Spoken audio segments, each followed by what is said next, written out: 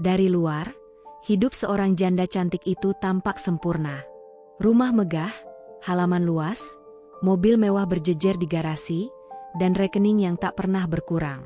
Namun di balik semua gemerlap itu, hanya ada satu suara yang paling sering ia dengar, kesunyian. Hingga akhirnya datang seorang pemuda tukang listrik yang awalnya diremehkan, mampu membuat hidupnya berubah setelahnya. Di sebuah rumah mewah bergaya minimalis, hidup sempurna seorang wanita bernama Kania Pramesti.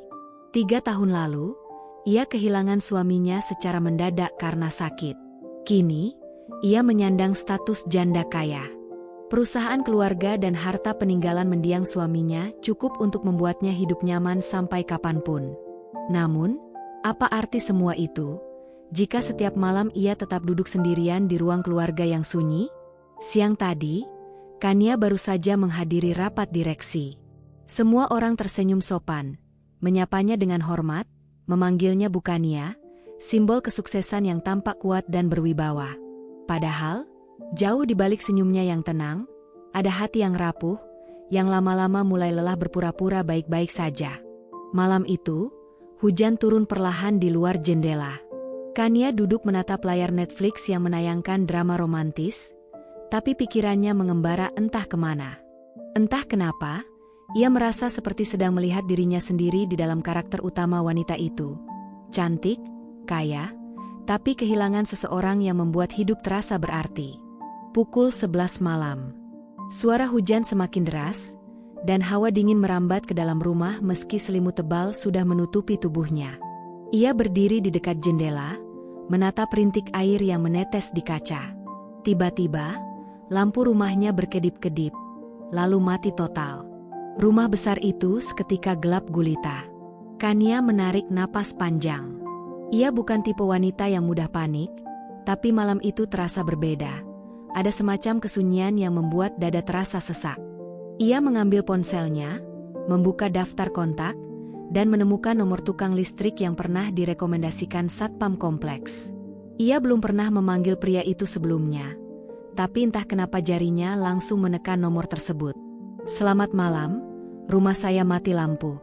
Bisa datang sekarang?" Suara di seberang menjawab tenang, "Tunggu saya 30 menit, ya Bu." Tepat setengah jam kemudian, suara motor berhenti di depan pagar rumah. Dari balik tirai, Kania melihat seorang pria turun dari motor bebek tua. Jaketnya basah oleh hujan. "Selamat malam, Bu. Saya Rangga." Kania mempersilakannya masuk. Rangga berjalan menuju ruang panel listrik di sudut rumah, menyalakan senter kecil di tangannya, dan mulai bekerja. Gerakannya cekatan, fokus, tanpa banyak bicara. Tidak ada basa-basi, tidak ada rasa ingin tahu berlebihan seperti kebanyakan orang yang pertama kali masuk ke rumah orang kaya. "Sudah lama mati lampunya?" tanya Rangga tanpa menoleh. "Baru setengah jam lalu," jawab Kania pelan. Ia hanya mengangguk, lalu kembali sibuk dengan kabel-kabel. Tak sampai 20 menit kemudian, seluruh rumah kembali terang. Cahaya lampu menyorot wajah Kania yang tampak lega. Tapi entah kenapa, di balik semua itu, ada sesuatu yang terasa berbeda. Seolah bukan hanya listrik yang kembali menyala malam itu, tapi juga sesuatu yang redup di dalam hatinya. Kania berjalan ke meja untuk mengambil dompet. "Berapa ongkosnya?" Rangga menatapnya sejenak, lalu berkata dengan nada datar namun lembut, "Tidak usah, Bu. Saya cuma minta satu hal." "Hal apa?" "Izinkan saya menemani Ibu malam ini." Kania terpaku di tempat. Suara hujan di luar terdengar semakin keras, dan jantungnya berdebar, antara terkejut dan penasaran. "Menemani malam ini?" "Iya," jawab Rangga. "Bukan untuk hal buruk. Hanya menemani duduk, berbicara, atau sekadar diam. Tidak lebih. Entah kenapa, sejak pertama melihat Ibu, saya merasa Ibu terlalu sering sendirian." Ucapan itu seperti menyentuh sesuatu yang sudah lama bersembunyi di dalam diri Kania. Setelah jeda panjang, ia hanya mengangguk. "Baiklah." Tapi hanya di ruang tamu.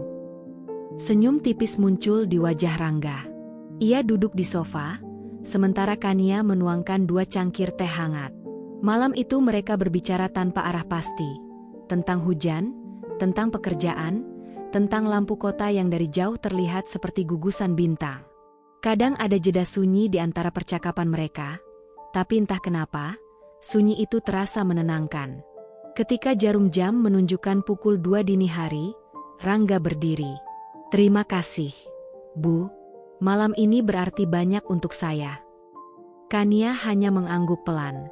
Dan ketika pintu tertutup, ia berdiri lama di sana, mendengarkan sisa hujan yang menetes di luar.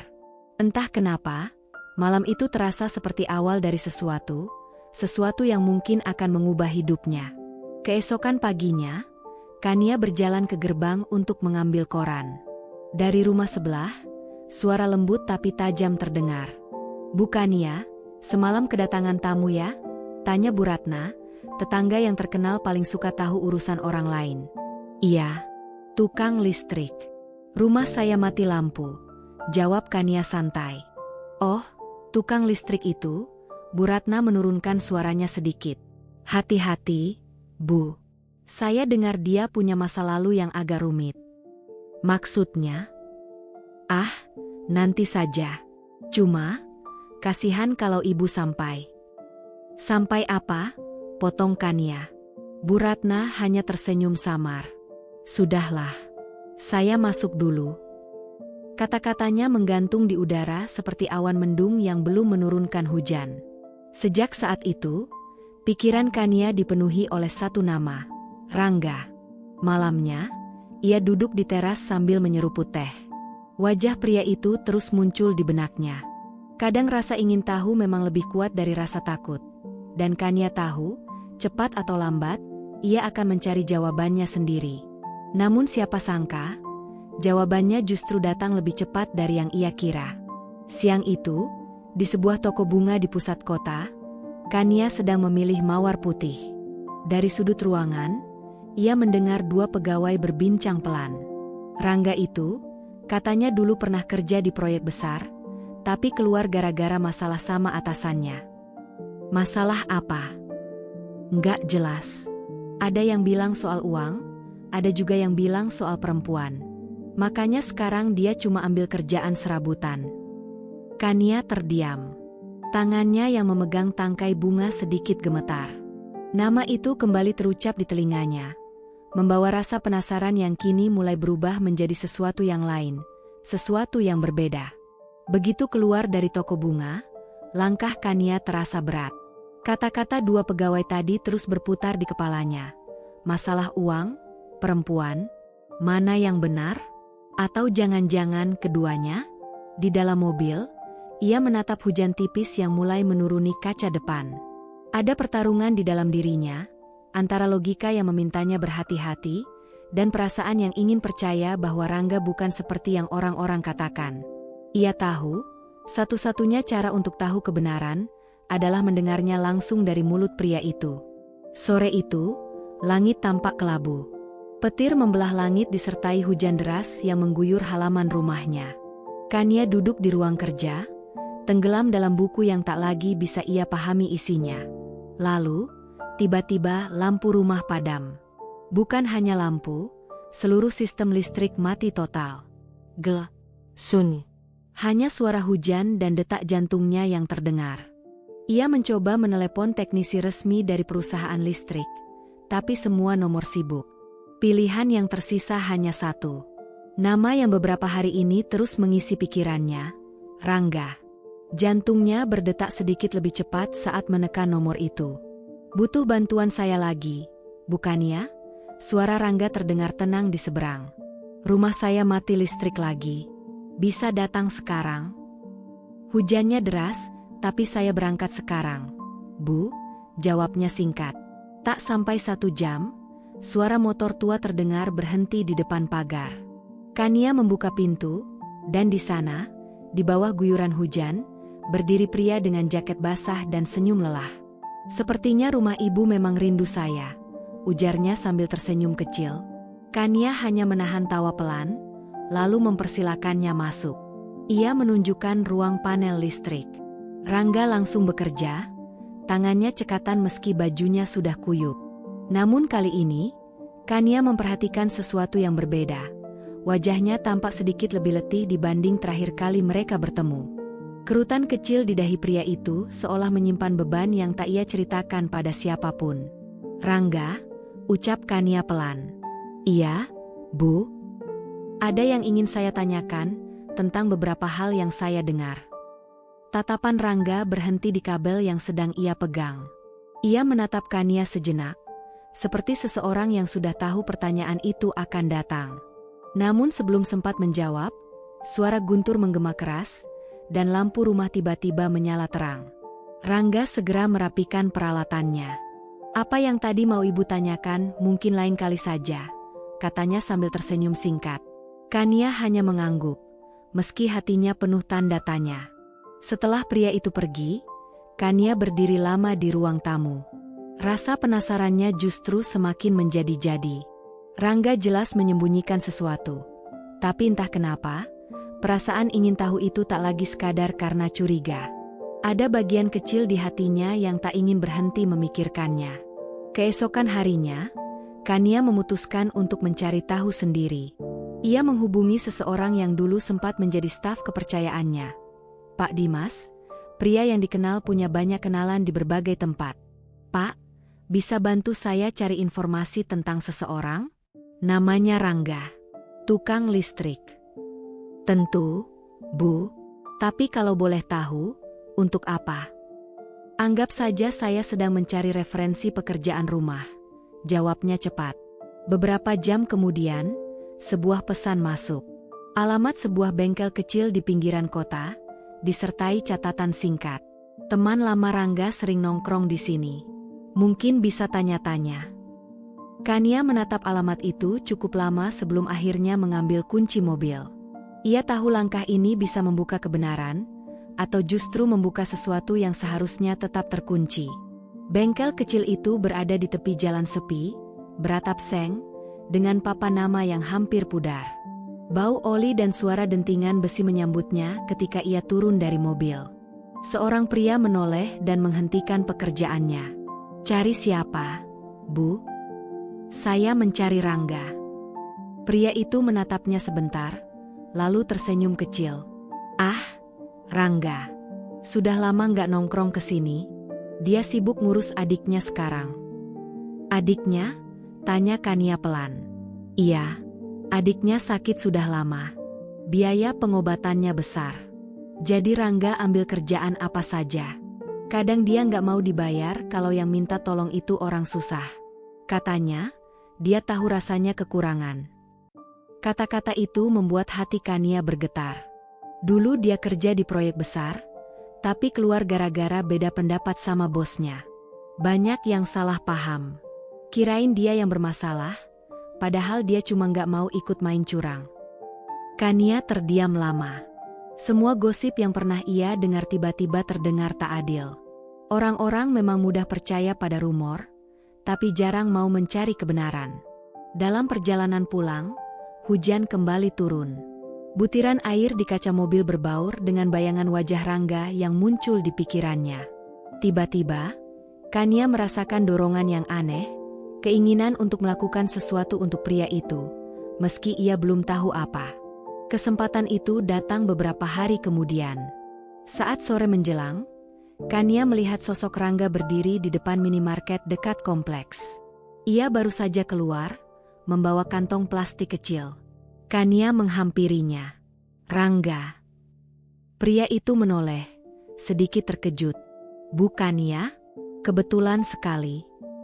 Hujan kembali turun, dan tanpa pikir panjang, Kania mempersilakannya masuk ke dalam mobil untuk berteduh. Ia membuka tas, mengeluarkan amplop kecil berisi uang. "Aku dengar adikmu sedang sakit. Tolong, ambillah ini untuk membantu pengobatannya." Rangga menatap amplop itu lama, lalu menutupnya kembali dan mendorongnya pelan ke arah Kania. "Terima kasih, Bu, tapi saya nggak bisa menerimanya." "Kenapa?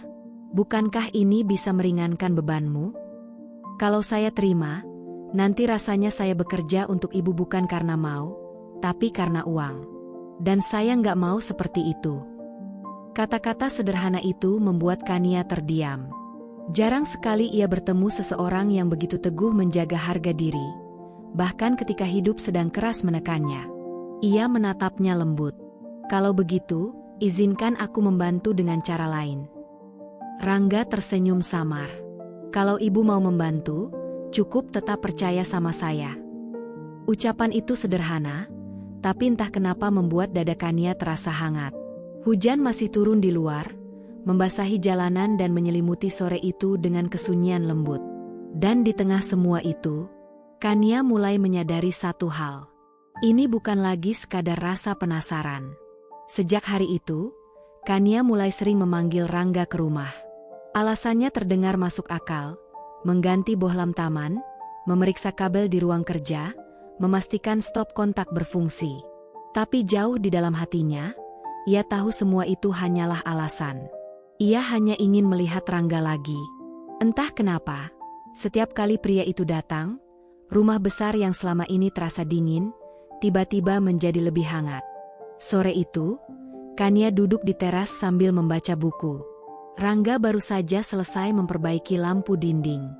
Ia menatap halaman rumah yang rimbun, lalu berkata dengan nada pelan, "Tempat ini indah sekali, Bu, tapi entah kenapa terasa sepi."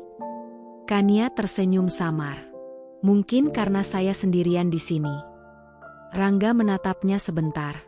"Tidak selamanya." Kata-kata itu sederhana, tapi terasa seperti janji yang tak diucapkan. Entah mengapa, kehadirannya selalu membuat Kania merasa aman, sesuatu yang sudah lama tidak ia rasakan sejak kepergian suaminya. Malam itu, setelah Rangga pulang, Kania berdiri cukup lama di depan pintu. Ia baru menyadari sesuatu yang selama ini ia hindari untuk diakui. Ia tidak hanya ingin tahu siapa Rangga sebenarnya. Ia ingin pria itu tetap ada dalam hidupnya. Namun, keinginan itu diuji lebih cepat dari yang ia duga. Sudah 3 hari Rangga tidak muncul. Tidak ada kabar, tidak ada pesan, bahkan panggilannya tak dijawab. Awalnya Kania berusaha berpikir positif. Mungkin Rangga sibuk bekerja atau menjaga adiknya. Namun ketika hari keempat tiba, rasa gelisah mulai menggigit dadanya. Setiap sore ia duduk di teras, menunggu suara motor tua yang biasanya berhenti di depan rumahnya. Tapi yang lewat hanya pedagang keliling, dan hujan sore yang tak juga berhenti. Malam kelima, Kania akhirnya mengirim pesan terakhir. "Rangga, setidaknya kabari kalau kamu baik-baik saja." Pesan itu hanya bercentang satu. Dan malam itu, tidur terasa begitu berat. Bayangan kemungkinan buruk muncul silih berganti di pikirannya. Aneh, tapi rasa kehilangan kali ini justru lebih menyakitkan dibanding saat suaminya dulu pergi selamanya. Pagi berikutnya, Kania membuat keputusan. Jika Rangga tak datang padanya, maka dia yang akan mencarinya. Namun sebelum sempat melangkah keluar, sesuatu di lantai menarik perhatiannya, sebuah amplop tipis, terselip di bawah pintu. Dengan jantung berdebar, ia duduk di sofa dan membuka perlahan. Di dalamnya hanya ada selembar kertas, tulisan tangan yang ia kenal. "Bu Kania, terima kasih untuk semua kebaikan yang sudah Ibu berikan. Saya pergi bukan karena ingin, tapi karena tidak mau Ibu terseret ke dalam hidup saya yang rumit. Ada hal-hal yang belum bisa saya jelaskan sekarang, tapi percayalah ini yang terbaik untuk Ibu. Jaga diri baik-baik." Tangan Kania gemetar memegang surat itu. Kata, "hidup yang rumit," seolah membangunkan semua rumor yang pernah ia dengar. Namun di sisi lain, hatinya menolak untuk percaya begitu saja. Ia menatap surat itu lama, lalu menggenggamnya erat. Jika Rangga berpikir ia akan berhenti di sini, maka ia salah besar. Justru kata-kata itu membuat Kania semakin yakin. Ia harus tahu kebenarannya. Pagi itu juga, Kania memberanikan diri pergi ke rumah kontrakan kecil yang pernah diceritakan Rangga. Gang sempit itu terasa asing baginya. Udara lembab, dinding-dinding tua, dan aroma gorengan dari warung ujung jalan menemaninya melangkah.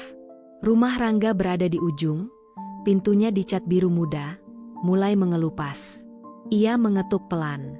Beberapa detik sunyi, hingga akhirnya pintu terbuka sedikit. Seorang perempuan muda muncul, wajahnya pucat dengan mata yang mirip Rangga. "Mas Rangganya ada?" tanya Kania sopan. Perempuan itu menatap curiga. "Ibu siapa?" "Saya temannya." Nada suara perempuan itu berubah dingin. "Kalau ibu datang untuk membujuk dia kembali, lupakan saja. Dia nggak akan pulang."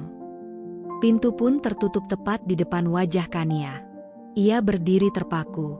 Bingung, marah, sedih, semua bercampur jadi satu. Kata-kata perempuan tadi justru menambah kabut misteri yang menutupi sosok Rangga.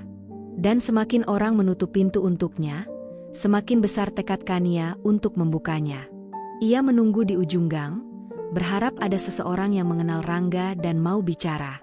Beberapa menit kemudian, seorang pria parubaya keluar dari warung kecil sambil membawa kantong belanja.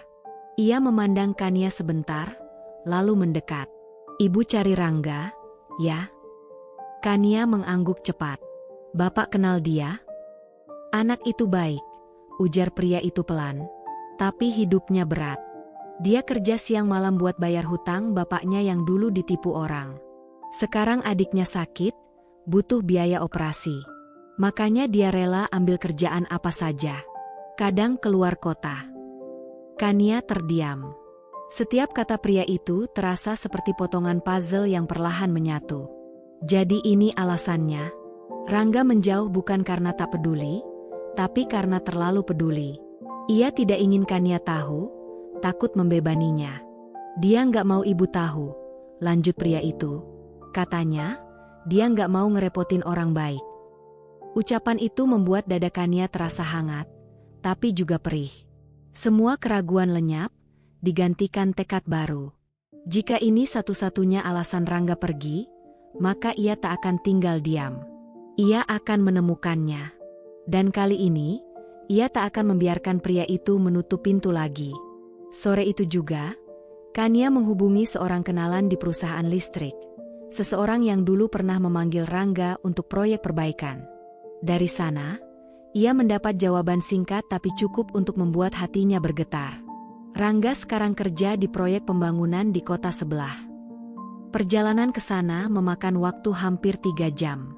Sepanjang jalan, hujan turun pelan, menetes di kaca mobil seperti napas kenangan yang belum tuntas. Di dadanya, perasaan aneh tumbuh, campuran antara rindu, khawatir, dan harapan kecil yang belum berani ia beri nama.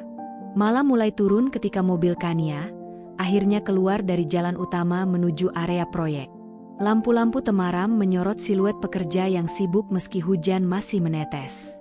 Dan di antara mereka, entah kenapa, Kania yakin ia akan menemukan Rangga di sana. Saat tiba di lokasi proyek itu, Kania melihatnya dari kejauhan. Rangga sedang mengenakan helm proyek, bajunya kotor oleh debu dan keringat. Ia berdiri beberapa meter dari sana, menunggu pria itu menyadari kehadirannya. Ketika akhirnya pandangan mereka bertemu, Rangga terdiam. Matanya melebar, seolah tak percaya bahwa wanita itu benar-benar ada di hadapannya. "Kania, kenapa kamu di sini?" "Aku tahu semuanya. Tentang hutang, tentang adikmu," jawab Kania pelan. "Aku tidak kesini untuk mengasihani. Aku datang untuk membantumu." Rangga menggeleng cepat. "Nggak usah. Ini urusanku, bukan urusanmu. Tapi sekarang kamu adalah urusanku." Kata-kata itu membuat Rangga terpaku. Di wajahnya, Kania melihat pergulatan antara gengsi dan rasa lega. Dan sejak saat itu, ia tahu, perjuangannya untuk membuat Rangga mau menerima bantuan baru saja dimulai. Selama 1 minggu penuh, Kania datang ke proyek itu setiap hari. Kadang membawakan makan siang, kadang air dingin, atau sekadar menemaninya beristirahat. Awalnya, Rangga selalu menjaga jarak. Ia pura-pura sibuk, kadang pergi diam-diam saat Kania datang. Tapi Kania tidak menyerah. Ia tahu, setiap hati keras butuh waktu untuk luluh, dan ia rela menunggu. Suatu siang, di bawah terik matahari, Kania menyodorkan kotak makan. "Aku nggak mau kamu jatuh sakit karena terlalu memaksakan diri." Rangga menatapnya sejenak, lalu berkata lirih. Aku takut kalau aku menerima ini, aku jadi terbiasa bergantung sama kamu. Kata-kata itu membuat hati Kania perih. Tapi ia mengerti. Ia tahu, Rangga bukan menolak karena sombong, tapi karena ingin tetap berdiri dengan harga dirinya sendiri. Hari itu, ia menyerahkan sebuah amplop kecil. Ini bukan sedekah. Anggap saja pinjaman atau investasi. Aku percaya suatu hari kamu akan mengembalikannya. Rangga memegang amplop itu lama, seolah menimbang beratnya dunia di tangannya. Namun kali ini, ia tidak mengembalikannya. Dan di matanya, Kania melihat sesuatu yang baru, setitik kepercayaan. Keesokan paginya, sesuatu yang tak biasa terjadi. Rangga datang ke rumah Kania, untuk pertama kalinya setelah sekian lama. Wajahnya tegang, suaranya terdengar goyah. Kania, aku butuh bantuanmu. Adikku, dia diancam. Kalau nggak melunasi sisa hutang bulan ini, mereka akan datang ke rumah. Tanpa berpikir panjang, Kania memanggil sopirnya. Kita pergi sekarang, ucapnya tegas. Sesampainya di rumah Rangga, Kania melihat seorang gadis remaja duduk di kursi, wajahnya pucat dan matanya sembab. Rangga langsung memeluk adiknya erat. Sementara Kania duduk, mendengarkan seluruh kisah itu dalam diam. Begitu semuanya jelas, ia segera menelepon pengacaranya. Ia meminta agar pembayaran dilakukan secara resmi, agar tak ada lagi ancaman atau tekanan dari pihak manapun. Semuanya harus selesai, secara hukum dan secara manusiawi. Saat semuanya beres, Rangga hanya bisa menatapnya. Wajahnya campuran antara lega dan rasa bersalah. Aku nggak tahu harus bilang apa, Kania. Tidak perlu bilang apa-apa, jawabnya lembut. Yang penting kamu dan adikmu sekarang aman. Dalam perjalanan pulang, Rangga hanya diam. Namun genggamannya di jemari Kania terasa hangat, dan kali ini tidak lagi ada jarak. Sejak hari itu, hubungan mereka berubah. Rangga mulai sering menghubungi Kania, bukan hanya saat ada masalah, tapi juga untuk berbagi kabar baik. Ia mengajaknya melihat proyek kecil yang sedang ia rintis di kampungnya, memperbaiki instalasi listrik rumah warga, dibantu oleh para pemuda setempat. Kania melihat semangat di matanya, dan entah kenapa, ia merasa belum pernah sebahagia itu. Diam-diam, Kania menyokong usahanya tanpa membuat Rangga merasa terbebani. Ia membeli peralatan kerja baru, tapi menggunakan nama donatur warga setempat agar pria itu tak curiga. Sore itu, mereka duduk di teras rumah Kania, memandangi langit jingga. Aku nggak tahu apa yang akan terjadi ke depan, ujar Rangga lirih, tapi aku nggak mau lagi ada jarak di antara kita. Dan untuk pertama kalinya, Kania merasa mereka benar-benar memulai sesuatu yang baru. Malam itu, setelah Rangga pulang, Kania duduk sendirian di balkon rumahnya. Secangkir teh hangat menemaninya dalam hening. Angin malam menyentuh wajahnya lembut, membawa pikirannya kembali ke awal. Ke hari pertama ketika Rangga datang memperbaiki listrik rumahnya, dengan pakaian lusuh dan senyum canggung. Ia tak pernah membayangkan perjalanan mereka akan sejauh ini. Semua momen sulit, salah paham, dan ketakutan yang dulu membuatnya ingin menyerah, kini terasa seperti potongan puzzle yang akhirnya membentuk gambar utuh. Kania tersenyum kecil. Ia belajar bahwa kekayaan tak selalu bisa membeli rasa aman, tapi kepercayaan dan keberanian bisa. Dan malam itu, ia sadar, perasaan di hatinya bukan lagi sekadar kagum. Ia telah jatuh cinta. Dan kali ini, ia tak akan membiarkan cinta itu pergi. Keesokan paginya, sebelum sempat menyusun rencana untuk menemuinya, bel rumah berbunyi. Saat pintu dibuka, Rangga berdiri di sana. Wajahnya teduh, senyumnya hangat. Di tangannya, ada sebuah kotak kecil berbalut pita merah. Ia duduk, menatap Kania lama. Tatapannya dalam, penuh keyakinan. Aku lelah, Kania, katanya akhirnya. Lelah menghindar, lelah pura-pura kuat. Selama ini aku pikir aku melindungimu dengan pergi, tapi ternyata aku malah menyakiti kita berdua. Rangga menarik napas panjang. Aku bukan orang kaya. Aku nggak punya apa-apa selain kerja keras dan hati yang tulus untuk kamu. Tapi kalau kamu mau, izinkan aku jadi bagian dari hidupmu. Air mata Kania jatuh tanpa bisa ditahan. Semua ragu, semua jarak, semua dinding yang selama ini membatasi mereka runtuh begitu saja. Iya, Rangga, katanya dengan suara bergetar. Aku mau. Dan di momen itu, ia tahu, kisah mereka baru saja benar-benar dimulai. Kadang kebahagiaan datang dari arah yang tak pernah disangka. Bukan dari kemewahan, bukan dari kesempurnaan, tapi dari dua hati yang mau saling menjaga, bahkan ketika dunia mencoba memisahkan. Karena pada akhirnya, rumah sejati bukanlah tempat, melainkan seseorang yang kita cintai.